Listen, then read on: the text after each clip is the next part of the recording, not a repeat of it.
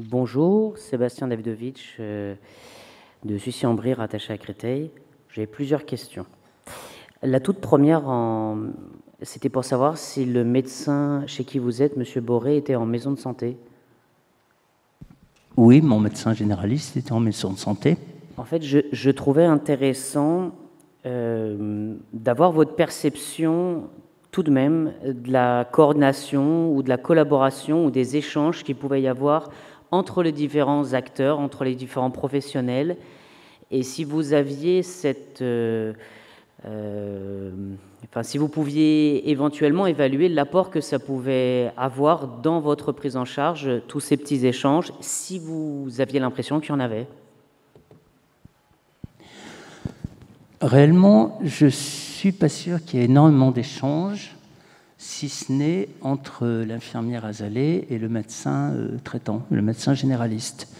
Là, je sais, j'ai pu constater qu'il y avait des échanges dont je bénéficie à chaque séance éventuellement.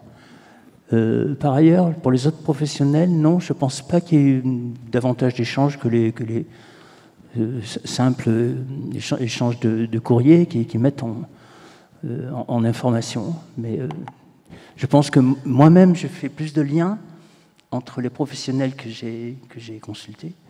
J'ai fait plus de liens qu'entre eux. Vous êtes le vecteur. Pardon ? C'est vous le vecteur d'information. Voilà. J'ai été chercher les réponses à mes questionnements. Tout à fait. Tout à fait. Je pense d'ailleurs, voilà, avec le kiné qui est assez ouvert, bien plus ouvert que la simple pratique de kiné, je pense que des échanges avec ces kinés pourraient justement être bénéfiques. Mais pour l'instant, ça ne s'est pas passé. C'était peut-être une réflexion sur l'idée des parcours et peut-être aussi avoir votre sentiment, Monsieur Boré, sur savoir si vous avez le sentiment d'être dans un parcours de BPCO, d'être dans un parcours de soins spécifiques. Moi, je commençais à être un petit peu agacé du parcours du patient tabagique, du parcours du patient diabétique. Je trouve que ça n'a vraiment pas de sens pour moi. Et je voulais alors avoir l'avis des intervenants qui font oui de la tête, mais peut-être aussi votre sentiment de patient d'être dans une sorte de fil dont on ne doit pas quitter le... Je ne sais pas trop répondre. Je ne sais pas trop répondre à cette question. Alors peut-être l'avis des autres professionnels qui ont fait oui de la tête par rapport à la succession des parcours. Je pense que il y a ces parcours qui sont, ce qu'on disait, il y a des choses qui sont très informelles. C'est-à-dire que je suis à côté d'une infirmière qui fait de l'ETP, ou en tout cas une infirmière Azalee, je la connais.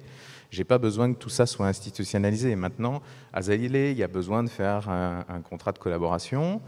Je n'ai pas besoin d'un parcours pneumo sur un territoire, une CPTS, pour bien guider les patients vers un kiné, un pneumo.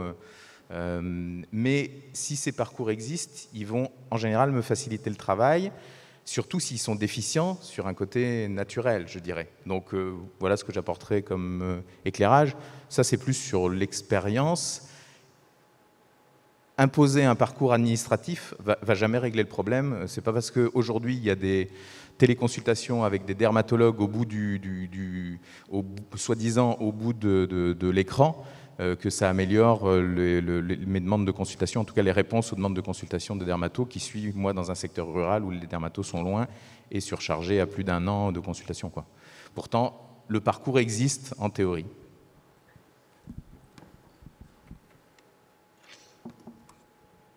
C'était plus sur la réponse dans l'éducation thérapeutique, c'est justement de pouvoir d'avoir une connaissance de l'histoire du patient et de pouvoir le prendre en charge dans la globalité et éviter justement cette sectorisation dans des cases et de pouvoir justement répondre aux patients. Par exemple, je pense à la BPCO où il y a un besoin de prise en charge aussi bien dans l'alimentation, dans l'activité physique que dans les traitements et de ne pas être cloisonné et de voir divers professionnels de santé qui peuvent vous accompagner dans ce parcours.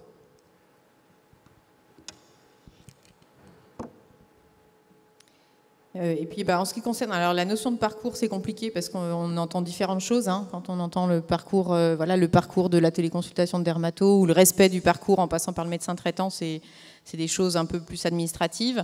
Je pense que là, chaque patient va avoir son propre parcours et je pense que votre témoignage illustre très bien qu'il n'y a pas de parcours similaire.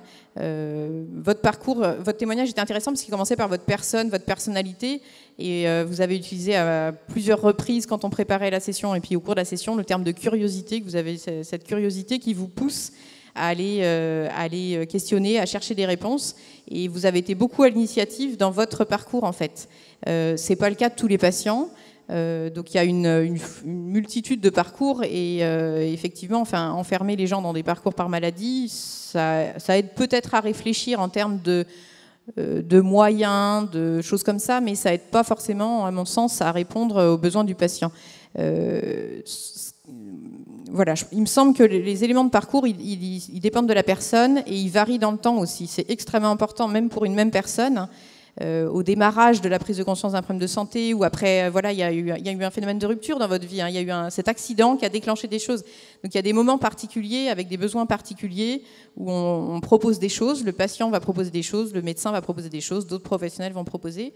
Et puis il y a d'autres moments où les besoins sont plus du tout les mêmes. Et puis donc voilà, donc je crois pas qu'il y ait un parcours type sur lequel ça peut aider à réfléchir pour certains points, mais ça aide pas forcément à répondre aux besoins de ce patient à ce moment-là, je crois.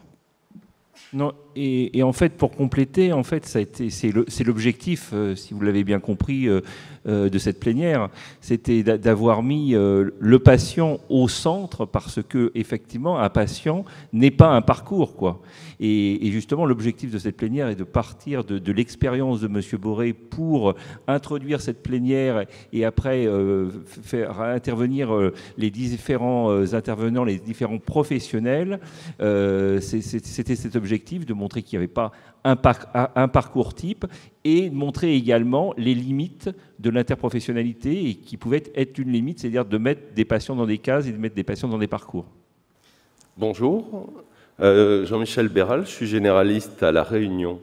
J'avais beaucoup d'interrogations autour des CPTS dans la mesure où, sur notre territoire, en tout cas, elles sont extrêmement débutantes, en train de se mettre en place, pas encore baptisées sur les fonds de l'ARS. Mais actuellement, dans la communauté des généralistes, il y a beaucoup de mauvaises visions, en tout cas de visions très négatives autour des CPTS, notamment sur le fait qu'elles allaient rendre l'exercice individuel caduque ou voire même impossible, que s'inscrire dans une CPTS et risquer de finir salarié, qu'on allait être obligé de venir travailler dans une CPTS, que venir dans une CPTS, c'était permettre la délégation de tâches automatiques de n'importe quoi aux pharmaciens, aux infirmiers de pratique avancée, aux infirmiers libéraux, ou à d'autres, sages-femmes, kinés, etc. Et aujourd'hui, on a peu de réponses et on a des calendriers pour créer ces CPTS à toute vitesse, alors qu'une bonne partie de la profession semble soit ne pas comprendre les enjeux, soit les avoir très bien compris et penser que son cœur de métier est en danger. Alors, j'aurais bien voulu que le spécialiste des CPTS soit présent. Est-ce qu'il y a des gens qui peuvent répondre sur les interrogations des médecins de terrain par rapport à la mise en place de ces CPTS, qui a l'air très ARS dirigée, et même si on nous répète partout que c'est les professionnels qui vont faire les projets, on a l'impression que ce n'est pas eux qui font les calendriers. Voilà, merci. Alors, je ne prétends pas être un spécialiste des CPTS, mais on est sur notre territoire, on l'a constitué récemment. Il y a cette base, on va dire, il ne faut pas s'éloigner de cette base socle qui est la problématique territoriale d'accès aux soins, qui a fait que des décisions ont été prises, et là, ce n'est pas moi qui vais vous dire comment ça s'est fait, mais en tout cas, au niveau des décideurs politiques, que la mise en place des CPTS relayée par les ARS pouvait être une solution à apporter. Est-ce qu'on a l'impression que maintenant, c'est devenu la solution à apporter et qu'on veut uniformiser ça partout, OK. Je pense qu'il faut, alors je dis ce que je suppose, il faut partir de ce socle-là. Est-ce que sur notre territoire, il y a des difficultés en termes d'accès aux soins pour les patients et que ce n'est pas organisé, ou qu'il y a une visibilité en fait qui est trop floue? Est-ce qu'on a besoin de la structuration CPTS pour répondre à ça? Moi, personnellement, je pense que non. Sauf que s'il y a une volonté commune de se donner des moyens en partenariat avec les ARS, parce que c'est eux qui nous donneront les moyens, hein, de toute façon, pour, on va dire, parce que je pense que c'est que des histoires. Je peux te dire ça, c'est politiquement correct de dire que c'est que des histoires de pognon? Si je vous donne des sous, je vais vous contraindre à pouvoir faire quelque chose, ok? Mais si je vous donne des sous, c'est aussi pour vous favoriser la possibilité de faire quelque chose. J'espère encore que les ARS qui représentent l'État donne des sous pour nous faciliter le travail quand on en a besoin. Mais il y a différents professionnels. Et ce que je voulais dire surtout, c'est qu'une fois que ce socle est donné, aujourd'hui dans les CPTS, en fait, il y a une grande, grande liberté. C'est-à-dire que si je veux vraiment contraindre les gens du territoire à rentrer dans un espèce de projet, ben, je vais avoir cette possibilité-là en tant que structuration CPTS. Si je n'ai pas cette volonté-là, ce ne sera pas ça. Si je veux des sous pour faire des actions de santé qui sont des actions de prévention, j'aurai cette possibilité-là. C'est moi qui vais définir, enfin c'est moi, c'est mon collectif qui va définir ce qu'on va faire à l'intérieur de la CPTS. C'est du temps, clairement, c'est chronophage. Pardon de monopoliser un petit peu, mais si je prends ce qui s'est passé sur notre territoire, on était organisé de façon très informelle depuis plein d'années. Quand les maisons de santé pluriprofessionnelles sont arrivées, on s'est dit ce qu'on fait, en fait, c'est de la MSP, donc on rentre dans le cahier des charges sans faire d'efforts, donc on va faire ça, et comme ça, on aura un petit peu de moyens pour rétribuer notre travail non rétribué, parce que quand on est en réunion, quand on discute, on le fait bénévolement finalement. Donc c'est reconnu un peu, donc voilà pourquoi on l'a fait. Au niveau de la CPTS, là, c'est un peu une anticipation. Pour notre territoire, c'est un peu une anticipation, parce que les maisons de santé qui sont sur le territoire n'avaient pas vraiment besoin d'une surorganisation. Mais comme il y a une espèce de volonté qui va se faire, on a eu cette impression-là, qui va se faire un peu sans nous, on s'est dit, autant y être, parce que sinon on va se faire imposer des choses qui ne correspondent pas du tout à ce qui existe déjà sur notre territoire et on ne sera pas entendu au niveau des instances. Donc je témoigne juste d'une expérience d'une CPTS. Maintenant que je sais qu'il y a plein d'autres CPTS où il n'y avait rien du tout, il fallait que ce soit structuré et qu'il y ait quelqu'un qui vienne et que des finances publiques soient amenées pour essayer de structurer tout ça et essayer de fédérer les professionnels autour d'un projet de territoire commun. Je pense que sans ça, il n'y aurait pas eu, sur certains territoires, il n'y aurait pas eu cette nouvelle organisation. Mais c'est très large, hein. Je suis d'accord qu'il y a beaucoup de représentation parce que c'est très large, c'est très ouvert encore. Le socle, c'est l'accès aux soins pour tous les patients, un petit peu le parcours de soins. Attends. Bonjour, Christophe Jouet, donc, du département de médecine générale de Bordeaux. Juste un petit témoignage, on s'est mis en MSP multisite sur mon territoire pour des raisons de maillage du territoire. Donc on a l'habitude de coopérer médicalement depuis plusieurs années. On commence à mettre en place un travail interdisciplinaire, mais ça ne s'invente pas, ça ne s'improvise pas. Et on s'est rendu compte que nos réunions de coordination étaient plus des staffs médicaux qu'un réel travail de coordination. Et le niveau où le bas blesse, c'est au niveau paramédical, infirmières, qui n'osent pas prendre la parole lors de nos réunions. Donc en fait, la réflexion me vient que nos internes, on les sensibilise à ce travail d'équipe et d'interdisciplinarité. Est-ce qu'il y a des approches aussi au niveau des autres professionnels de santé? Oui. Alors peut-être, je n'ai pas tous les éléments de la réponse, loin de là. En tout cas, votre témoignage, il est intéressant et il n'est pas du tout unique. Il y a vraiment, de façon répétée, des observations sur l'engagement variable et puis des interactions qui peuvent être inégales. Pour des raisons qu'on imagine bien, de hiérarchie réelle, symbolique entre les professionnels de santé, d'historique aussi, si vous avez un cabinet médical de groupe auquel viennent s'agréger différents professionnels qui peuvent être en pratique isolés à l'origine, par exemple, c'est compliqué d'intégrer un collectif. a fortiori si c'est des médecins qui sont voilà, les prescripteurs, etc. Il y a quand même des...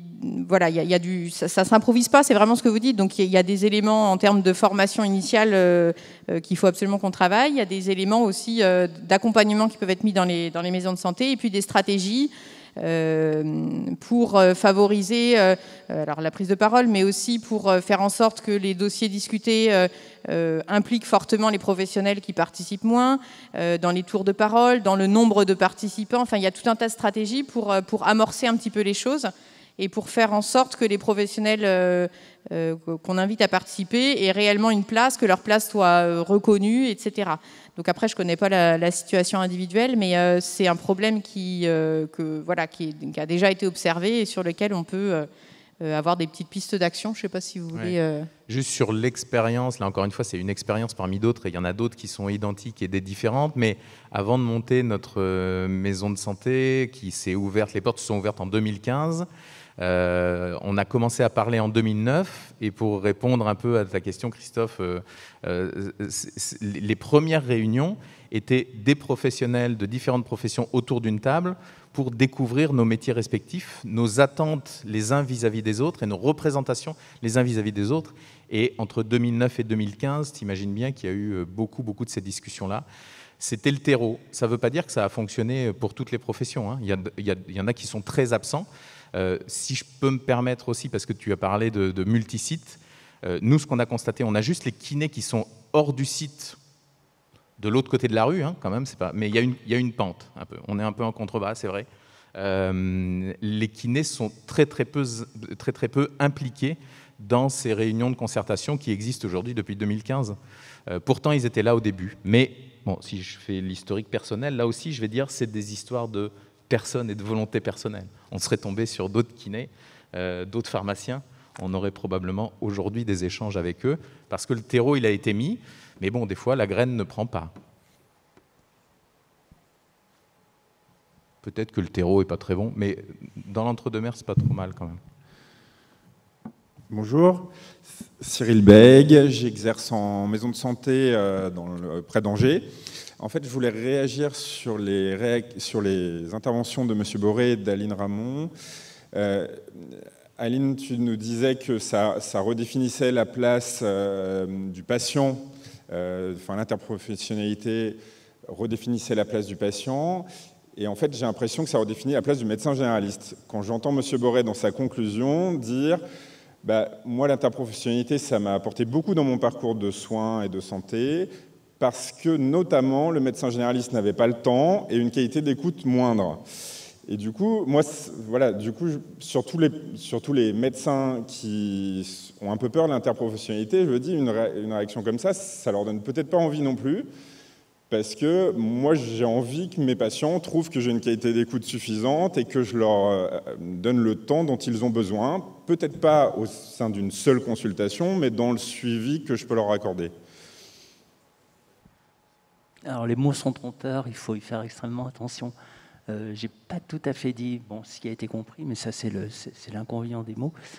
J'ai pas tout à fait dit que la qualité, l'attention de mon généraliste était moindre. J'ai dit le contraire, j'ai dit que l'attention que j'ai pu avoir avec l'infirmière Azalée, par exemple, était supérieure. Et c'est pas une question de qualité d'attention seulement, c'est seulement une question de temps. C'est-à-dire que mon médecin généraliste m'a toujours reçu aussi longtemps que je le souhaitais. Jamais je l'ai senti pressé. Voilà, ça je veux le préciser. La réalité, c'est qu'il y a un format chez le généraliste qui est de l'ordre de 15 à 20 minutes. Si je veux prendre 1 heure, je sais qu'il me recevra 1 heure. Mais ça n'est pas dans les habitudes. Alors qu'avec l'infirmière Azalée, on sait qu'on a un format d'1 heure. Donc, enfin, à peu près. Et donc, il y a automatiquement beaucoup plus de temps. Et beaucoup plus de temps, ça donne beaucoup plus de possibilités pour aller plus profondément. Pour moi, c'est une question de temps, pas une question de je veux écouter. Hein. C'est une question de disponibilité. Et puis, alors, en ce qui me concerne, pour répondre à ta question, je pense qu'il faut effectivement accepter probablement des compromis. Ce serait naïf de penser que ça n'a pas des faits. Ce serait naïf de penser qu'on va que ce sera la même chose entre le patient et nous, qu'il y ait des intervenants autres ou pas. Par définition, ça ne peut pas l'être. Cela étant dit, je pense qu'il faut réfléchir. De toute façon, la préoccupation du service rendu aux patients, elle est forcément là.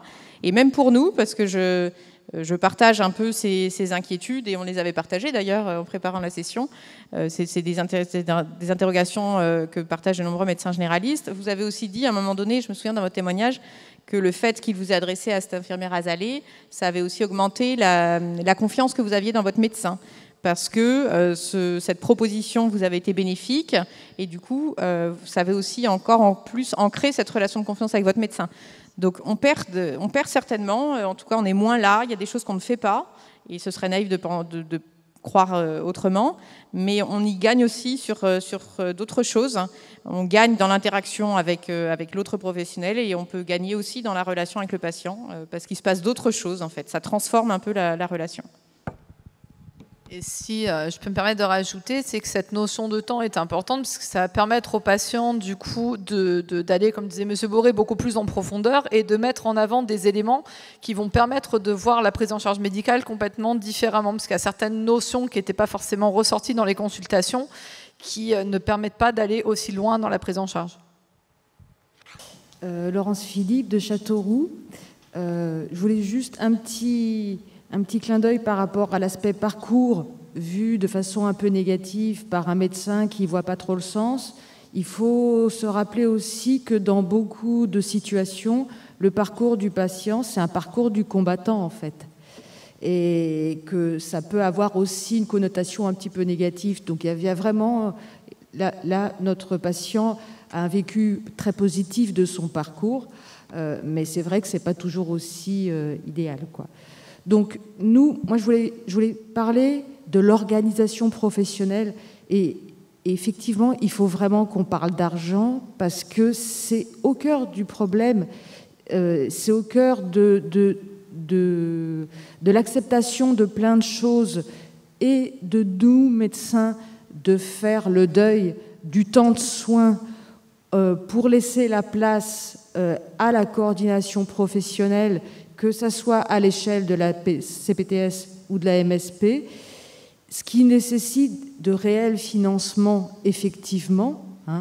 Voilà, on n'a pas beaucoup parlé des CPTS, mais c'est vrai que les leaders de CPTS, on sait que ça, maintenant, c'est 1/5, 1/4, voire 1/3 du travail quand on est président. Donc, ça, c'est une vraie problématique. Et c'est vrai que du coup, l'organisation professionnelle et la pluriprofessionnalité et le partage des missions, que je préfère à la délégation de tâches, effectivement, est ce qui va nous permettre de réaliser pour nos patients, en un temps moindre, un service peut-être mieux fait parce qu'avec des opinions différentes et des visions différentes, des perspectives différentes de l'histoire du patient, et puis du coup laisser la place à d'autres missions que sont l'enseignement, la coordination, le territoire. Et nous, en fait, on a vraiment à faire le deuil de notre ancienne vie dans lequel tout ça n'existait pas. Et je pense qu'on a du chemin à faire dans l'acceptation de ce deuil de notre ancienne vie avec l'absence de ces plages. Ce que vous témoignez est effectivement au cœur du problème. Alors je ne dirais pas forcément l'argent, ou en tout cas si le temps c'est de l'argent, ok, je veux bien parler d'argent, mais en ayant le temps derrière ça, parce que c'est ce que vous disiez. Certains d'entre nous découvrent probablement une motivation à cette espèce de nouveau métier qui nous prend du temps, donc qui fait qu'on renonce à notre métier, notre cœur de métier de soignant. Mais je ferai un parallèle peut-être avec des choses que certains d'entre vous savent.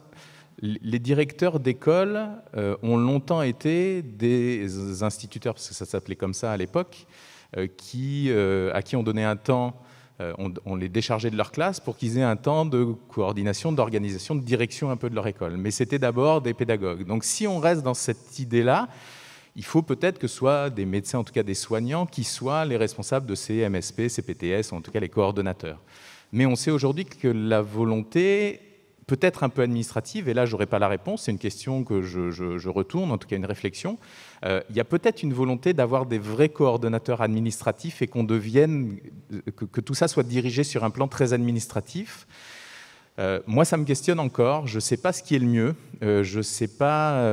Dans l'idéal, je voudrais bien que, un peu comme vous, probablement un professionnel de santé renonce un peu à son activité de soins, à condition qu'il soit remplacé, parce que sinon, ça va être compliqué, et qu'il aille vers ce nouveau métier, cette nouvelle tâche, plutôt qu'un vrai formé administratif, aussi bien formé soit-il, qui vienne diriger nos structures. C'est vraiment pas un renoncement, parce que moi je le vis pas comme ça. C'est simplement éviter de faire le temps qu'on fait le soir, le week-end, etc. pour l'organisation territoriale, de le remettre dans la semaine et effectivement de travailler différemment. Mais ça serait une catastrophe que les leaders, qu'il ne faut pas confondre avec les coordonnateurs de CPTS, ça serait vraiment une catastrophe qu'ils ne fassent que ça, parce que on perdrait la réalité de terrain, donc c'est pas possible. Il faut rester soignant à la base, il faut que ça reste notre métier de premier. Mais c'est vrai que un peu à l'image du directeur d'école est bonne, ça c'est vrai. Mais il y a aussi la problématique des universitaires qui prennent beaucoup de temps, effectivement, dans l'enseignement, dans la fac, dans l'organisation des stages. Bon, c'est un petit peu la même chose, où il y a un temps, une journée qui est indemnisée pour ça. Et je pense qu'on va aller vers ça pour les grandes structures, surtout les CPTS de niveau 3 et 4, à l'échelle d'un bassin de vie de 200 000 habitants. Une journée, je ne pense pas que ça soit suffisant. Voilà. Mais, oui. Oui, pour rebondir juste sur ce qui vient d'être dit là, sur la gouvernance des CPTS, et juste de dire qu'effectivement, le temps de même une journée par semaine sur une structure de cette taille-là peut paraître insuffisant. Il faut s'appuyer effectivement sur les compétences des gens qui peuvent nous aider administrativement, même s'il y a un leader qui est un professionnel de santé. Et puis, il faut sans doute aussi réfléchir à partager un petit peu la gouvernance de ces méga structures, soit partagée par mission ou partagée aussi dans le temps. Quand on regarde un peu ce qui se fait, enfin moi j'ai passé quelques temps au Québec, il y a des gouvernances qui tournent en fonction du temps aussi. C'est un temps pendant 2 ans, 5 ans. On a ces types de missions-là et on revient aux soins et c'est partagé dans l'équipe et ça permet de faire comprendre à l'ensemble les enjeux, etc., que chacun s'investisse à un temps donné pour réduire son activité technique, pour y revenir après. Donc je crois qu'il y a beaucoup de formes qui peuvent être réfléchies. Et je suis assez convaincue, comme vous aussi, qu'il faut que les professionnels de santé restent quand même extrêmement impliqués pour pas que ça parte dans des directions qui ne seraient pas souhaitables. Oui.